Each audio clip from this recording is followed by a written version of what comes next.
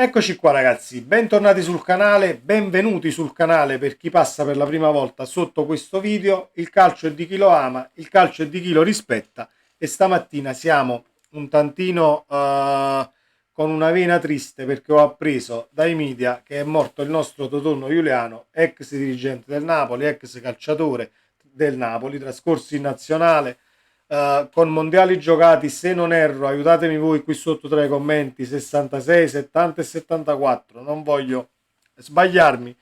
Uh, Non è mai semplice ovviamente parlare di calciatori che siano del Napoli o meno, che passano a miglior vita, ma che la terra gli sia lieve a Giuliano e condoglianze ovviamente a tutta la famiglia. Detto questo, ci addentreremo in Napoli-Braga, partita che è stata giocata ieri. Siamo agli ottavi. Prima di cominciare, per chi non l'ha fatto ancora, iscrivetevi al canale ragazzi attivando la campanella delle notifiche così restate aggiornati sui contenuti e un bel like a questo video per il passaggio agli ottavi. Anche se l'urna delle prime che hanno passato il girone è molto ma molto difficile, ma poi a tempo debito ne parleremo. Parliamo del match e faremo le pagelle. Quest'oggi però non farò le pagelle che ho scritto io, ma darò i miei voti in base alle pagelle che hanno scritto la maggior parte, che hanno fatto la maggior parte dei giornalisti, sulle quali non tanto mi trovo d'accordo. Detto questo, la partita è un Napoli che parte con il freno a mano tirato molto di più di come lo è stato contro l'Inter, la Juve e le ultime uscite dall'arrivo di Mazzarri, forse per dosare un tantino le forze e per arrivare oltre il 70° con le gambe e con la testa. Credo che sia stato questo il motivo, poi vedremo man mano che andremo avanti nel tempo se sia questo o c'è dell'altro. Detto ciò, è un Napoli che sicuramente contratto a livello mentale, non per tutta la partita, ma prima di sbloccarla, perché comunque era una finalina perché hai un avversario non di grande blasone, altrimenti era una finale bella e buona per la posta in palio. Si doveva passare il turno, l'abbiamo fatto al di là di una partita bruttina, secondo me la peggior partita da quando è arrivato Mazzarri, però ci sono appunto questi attenuanti di una partita difficile da affrontare perché c'era una posta in palio molto alta, avevi un Braga di fronte che se la sta passando bene nel campionato portoghese, ma sono una squadra comunque che a livello difensivo non sta messa molto bene, possono far male in avanti, non ci sono riusciti per meriti del Napoli e un po' per demeriti loro, ma il Napoli ha fatto comunque una discreta partita. Mancano alcuni elementi e manca lucidità in alcuni elementi come Anghissà, lo stesso Quara che credevo che potesse essere una partita che lo facesse svoltare un tantino, ma a quanto pare siamo ancora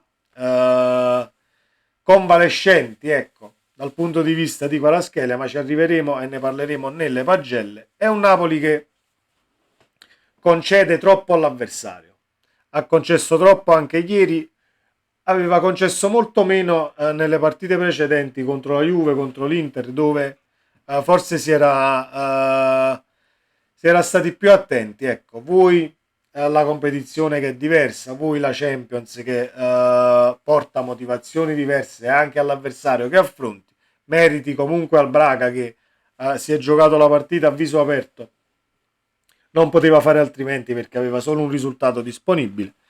Dobbiamo registrare movimenti difensivi, dobbiamo registrare un centrocampo che vada comunque a dare una mano alla linea di difesa, anche se la linea di difesa secondo me sta arretrando troppo nella nostra area di rigore in tutte le occasioni. Più avanza l'avversario, più andiamo sulla linea di porta. Secondo me sì arretrare in base all'avversario, ma non troppo perché altrimenti si creano quei vuoti tra centrocampo e linea di difesa dove la squadra avversaria ti può far male. Ieri, se il livello tecnico della squadra che affrontavi fosse stato un tantino più alto, il gol l'avresti preso e non saresti uscito dal Maradona con un 2-0 e la porta inviolata.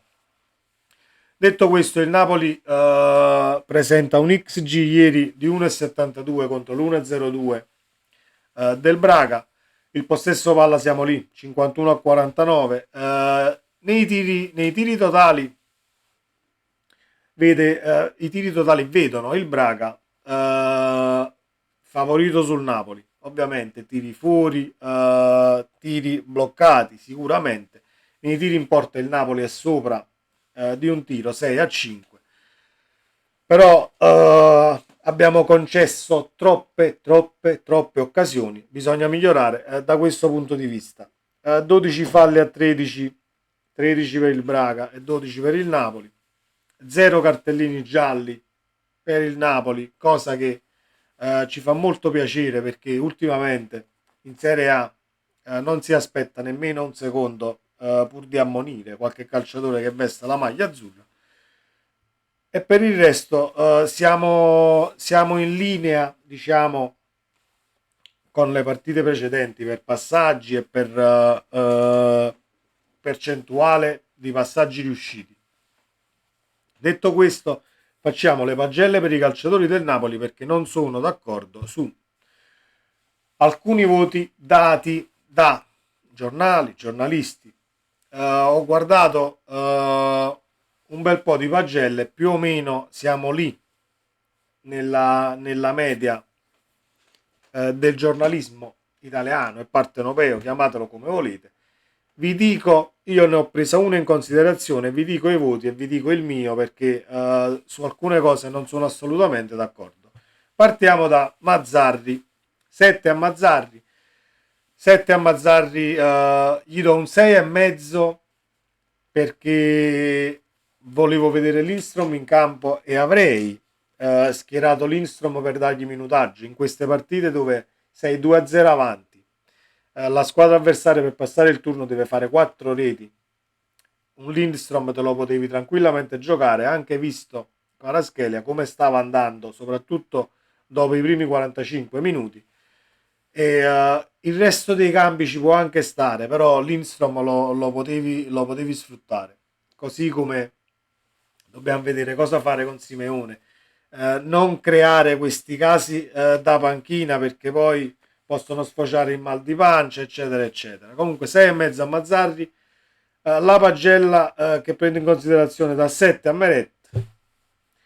Io gli do un 6,5, giusto mezzo voto in meno perché forse 7 mi sembra un voto altino per la partita che abbiamo giocato poi nel complesso, però Meret si è fatto trovare pronto in un'occasione soprattutto nel primo tempo dove ha fatto una buonissima parata, poi sempre attento sui tiri rasoterra e talvolta telefonati del Braga, però devi comunque stare in posizione, ha bloccato molte più palle di quanto blocca normalmente, quindi partita di attenzione per il nostro portiere, 6,5. 7 a Di Lorenzo su questa pagella che ho io come raffronto, sono d'accordissimo con questo voto, il capitano ieri ha fatto una buonissima prestazione. 6,5 a Rachmani, sì e no. 6,5 Rachmani e Juan Jesus su questa pagella, io gli do 6 perché serve qualcuno che comandi lì dietro, serve qualcuno che chiami comunque le marcature, richiami la linea difensiva ad essere più compatta e più sull'avversario. Punto però a favore della difesa del Napoli, si è ricominciato a rimarcare a uomo in area di rigore, cosa che a me fa molto piacere perché ultimamente ci stiamo perdendo gli avversari marcandoli a zona all'altezza del dischetto e non va assolutamente bene e prendiamo dei gol da polli, quindi ottimo l'aspetto della rimarcatura a uomo, così come ha detto anche Mazzarri mi sembra nel post partita, e continuiamo così. 7,5 a Nathan su questa pagella, io gli do 8 perché Nathan ovviamente non credo li stia soffrendo, ma tantissimi tifosi del Napoli l'hanno già bannato come Brocco, l'hanno già bannato come calciatore mediocre, l'hanno già catalogato come un acquisto alla De Laurentiis, sì, lo compri a 10 milioni, poi fai la plusvalenza. Ragazzi, Nathan ieri il migliore in campo e a me è piaciuto e non poco. 8. 7 ad Anghissà su questa pagella. Io ad Anghissà gli do 6 giusto giusto, ma anzi 6 meno, che la sufficienza io non gliela do, assolutamente. Anghissà troppi alti e bassi, troppe azioni a testa bassa senza guardare cosa ti sta succedendo intorno, poco dialogo con i compagni nella maniera più assoluta. 6 meno, nessun 7 ad Anghissà. 6 e mezzo allo Lobotka mi trova d'accordo, va bene Lobo tra i reparti, anche se i primi 20 minuti ha sofferto un tantino i due calciatori che gli stavano di fianco per tenere a bada comunque le ripartenze palla a terra del Napoli. 6 e mezzo al Lobo va bene, 6 e mezzo a Zielinski nemmeno sono d'accordo, 6 Striminzito a Zielinski perché io mi aspetto da Zielinski molto di più. Zielinski deve secondo me sedersi in panchina, ma non perché è una bocciatura, ma per riposare. È da inizio anno che comunque le ha giocate credo tutte quante o quasi tutte. Secondo me deve tirare un tantino il fiato Zielu. 6 giusto giusto, ma non un 6 e mezzo. 6 e mezzo a Politano e invece a Politano gli do 7 perché Politano lì davanti è l'unico che ti dà la garanzia di saltare l'uomo, di tentare il tiro essendo talvolta pericoloso con il suo sinistro, un tiro molto pericoloso, l'altro tiro telefonato ovviamente sul secondo palo, però è l'unico che riesce a creare quella superiorità numerica a difesa schierata per cercare la botta da fuori, cosa che dovremmo fare con i centrocampisti e anche con l'altro esterno di attacco di là. Quindi 6,5 a Politano, io gli do 7. Osimhen 6,5, ci sta un Osimhen 6,5, servito poco e servito male, non è colpa sua, però c'è un neo da ovviamente non è nemmeno un neo, è una situazione che Osimhen deve ritrovare, ovvero l'andare in fuorigioco troppo presto. Cioè l'andare in fuorigioco, noi prendiamo palla a metà campo, Osimhen è già in fuorigioco, per la foga di corsa deve comunque un attimo riregistrare movimenti e la linea di difesa avversaria, perché molto spesso non viene servito perché sei già oltre la linea, il centrocampista che ha occhio e ti vede non ti lancia appunto per non far terminare l'azione con un fuorigioco che poi verrebbe fischiato inevitabilmente.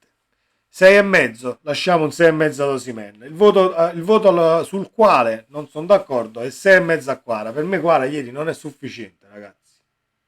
Non è stato sufficiente. Poi gli vogliamo dare 6,5. Per me è un danno al calciatore, perché il calciatore si adagia poi su queste prestazioni e dice io ho beccato 6,5 con quella prestazione. Bene così. Vuol dire che se vado oltre e faccio un gol spacco proprio a livello di pagelle, non va bene, non va bene perché ieri Quara ha fatto un primo tempo insufficiente per me, il primo quarto d'ora, 20 minuti del secondo, voi la ramanzina credo negli spogliatoi di Mazzarri o diciamo dettami tattici per aggiustare un tantino la situazione a sinistra. Abbiamo visto un altro Kvaratskhelia entrato nel secondo tempo, ma non è abbastanza a mio avviso per beccarti questo 6,5. Per me è un 5,5 nella maniera più assoluta. 6,5 ad Elmas, 6,5 a Cajuste, sono d'accordo perché ogni volta che entra, soprattutto Elmas, sembra che stia giocando già da 50 minuti. Cajuste ha avuto un buon impatto atletico e fisico e di corsa sulla partita. Senza voto sono d'accordo, ovviamente Raspadori, Catania ed Ostigard entrati senza avere poi tanta possibilità di guadagnarsi, ecco, questo 6 in pagella, ma non è una bocciatura, è solamente un dato di fatto per il minutaggio che hanno effettuato.